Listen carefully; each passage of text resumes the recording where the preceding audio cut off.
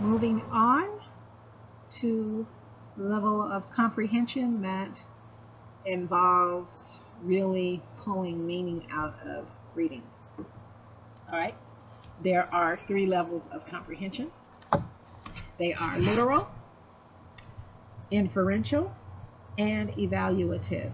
Literal meaning is just that, what's in the text, what you can see in the text. You don't have to guess about it. It's right there in black and white, right? Literal meanings. Inferential identifies things that aren't so plain and simple.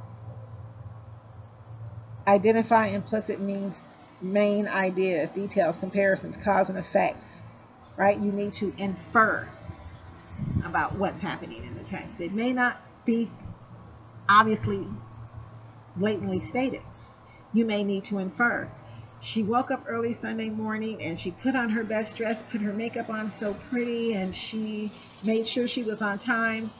The inference is she was excited about whatever was going to happen that day. That's your inference from reading, between the lines, so to speak. You were able to infer, right? The students need to be able to do that. And then evaluative, recognizing biases in the writings. When you read a story and this happened because that happened, and then, her character was this way because that, distinguishing fact from opinion.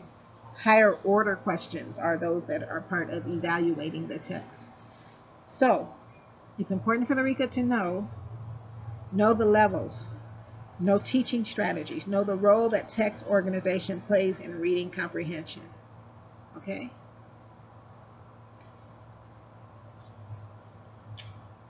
All right. Literal comprehension is identifying factual ideas from the text. Who, what, when, and where. Explicitly stated in the text. That's the technical definition. All right?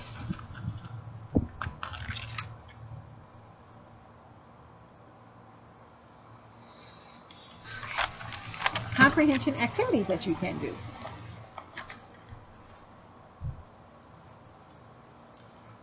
Again, we go back to the pre-reading while reading, and after reading.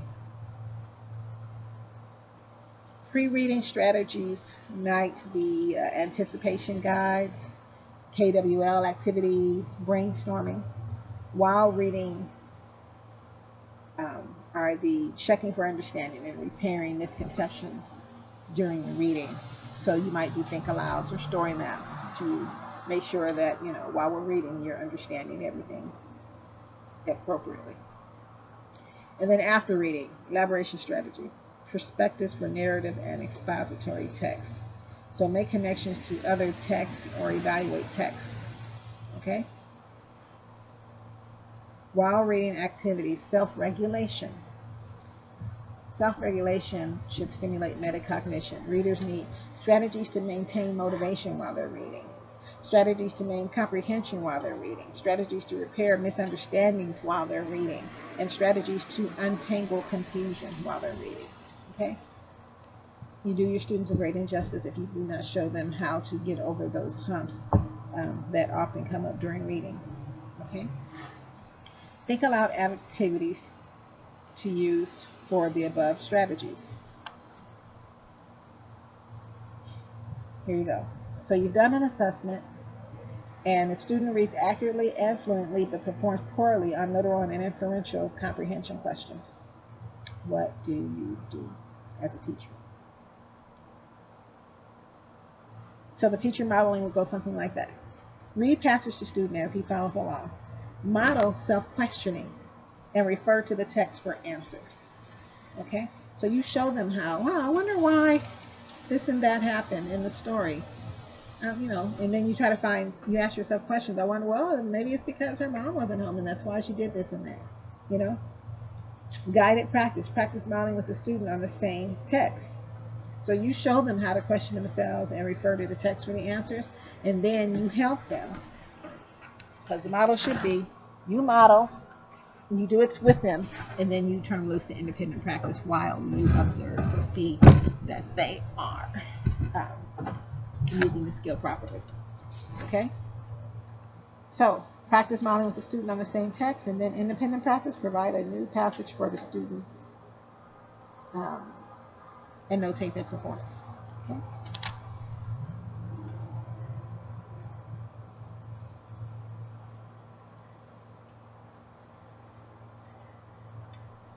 All right.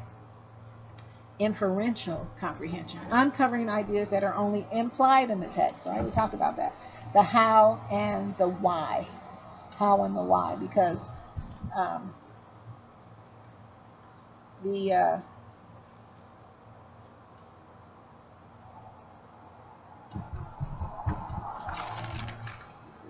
the literal meaning is in the text. The inferred reading is in the text, but it's not said explicitly. It's not, said exactly, so you have to infer it.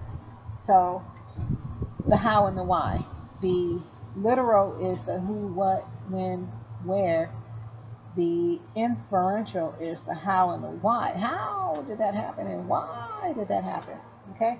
It's beyond words reading, predictions, feelings, drawing conclusions. Like that woman who got up on Sunday morning. You draw the conclusion that she's happy and excited to be going wherever she was going, because she was on time and she made sure she looked good. Okay?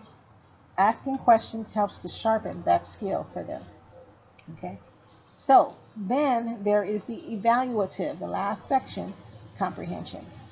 Requires students to make judgments about the text and to base assessments on what they have understood literally as well as inferentially.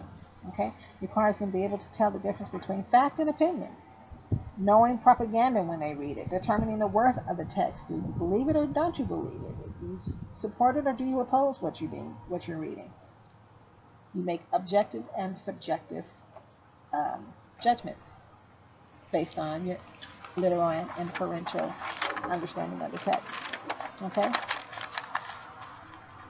Post-reading activities. These aid in helping students to extend the knowledge acquired to a new passage or situation.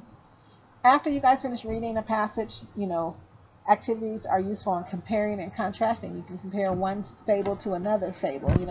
We did the fox and the bird, and then we did another one, and then we were able to compare them. We were able to compare stories. The leprechaun story versus Ming Lo's story. You can compare them that way. You can compare authors. You can compare genres, and that helps to expand children's comprehension. Select an expository text that provokes thought and that students understand literally and inferentially. Brainstorm how using labor in cheaper countries affects local workforces.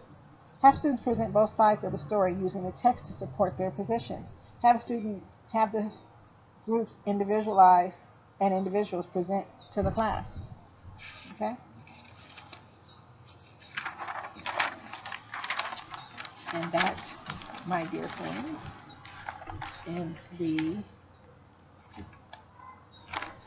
that's the end of comprehension.